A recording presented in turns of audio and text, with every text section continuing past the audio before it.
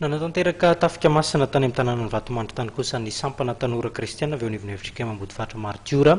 Ny akon'izay avy hatrany no rahantsika ao anatin'ity fanadihadiana ity. Iray amin'ny fandaharam-potoana fanaon'ny Sampana Tanora Kristiana ao amin'ny FJKM Ambodifahitra Martiora ny manatanteraka tafika masina indray mandeha isa-taona farafahakeliny. Tany amin'ny komina Ambalavolo, distrikan'ny Vatomandry no nanaovan'izy ireo izany tafika masina izany tamin'ny faran'ny herinandro lasa teo.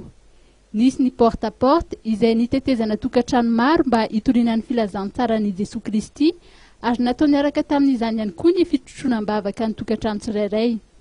Nisy ihany koa ny fampisehoana rindran-kira ara-pilazantsara ary teo amin'ny kianja filalaovam-baolina kitra tao Ambalavolo no nanatanterahana izany.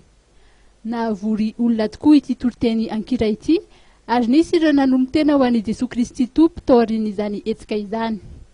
Ho fanampin'izany dia natao izao tafika masina izao mba ho fanohanana ny FJKM Ambalavolo jiona izay voanorina trano fiangonana vaovao satria raha ny rivodozany trano fiangonana teo aloha ka ao amin'ny trano sekoly EPP Ambalavolo ny Kristiana no mivavaka amin'izao fotoana izao. Manodidina ny 400 teo ireo mpanao tafika masina ary tanora ny ankamaroan'izy ireo. Ny vadiny mpitandrina ao amin'ny FJKM Ambodifahitra Martiora moa no nitarika ny mpiantafika ary nanampiasa tamin'izany ireo birao STK tao Ambodifahitra. Fa ankoatra io dia nisy ihany koa ny lasim-piofanana nataon'ny mpikambana ao amin'ny STK Ambodifahitra tao amin'ny espace Zaza Robert izay toerana nilasian'izy ireo no nanaovana izany fiofanana izany. Tanteraka tokoa ny lasy ary izany dia didy tokony ho ataon'ny Tanora Kristiana ary adidin'ireo Tanora Kristiana ankoatran'ny lasym-pikoriana ny mijery ny asa sosialina ho an'ireny olona sahirana ny ambanivohitra toy ireny eo amin'ny tsy fahasalamana sy fahasahiranana isan-karazany dia misaotra ny tompo lehibe fa vita soamantsara izany.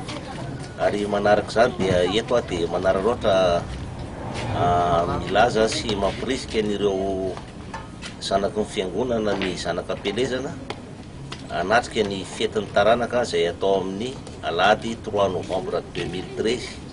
Io no fotoana ionantsika menakafy amin'ity taona ity ary manainga antsika rehetrarehetra ho avy amin'izany fetin'ny taranaka izany.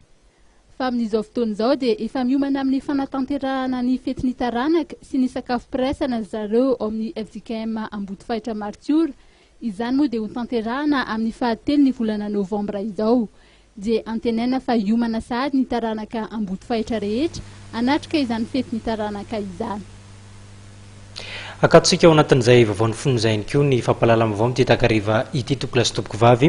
Tsara ihany no mamintana amintsika fa nahatratra efatra ireo olona voasambotra taorina ny fihetsiketsehana izay niseho teny Akatso teny satria tokoa dia ao anatin'ny fotoanan'ny fampelezan-kevitra isika azadiny manaraka ny vaovao ny fampelezan-kevitra ao aorianan'izao fampalalana vaovao izao dia izay ihany koa ny ametrahana ny veloma mandrapitafa ho amin'ny rapitso indray veloma tompoko.